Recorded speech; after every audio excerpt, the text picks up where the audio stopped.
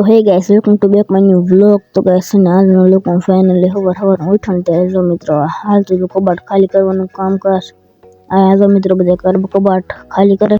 હા તો ગાइस તમને બધાને લાગતું છે કે આ બધા કબાટ કેમ ખાલી કરશ, તો મિત્રો આનું કારણ તમને કહી દઉં।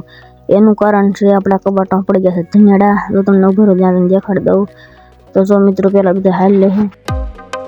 हाँ तो मित्रों फाइनली कबाट थी गयो है खाली। उभर तमने देखाड़ी दऊं। जो मित्रों हन कबाट हाउ थी गयो है खाली।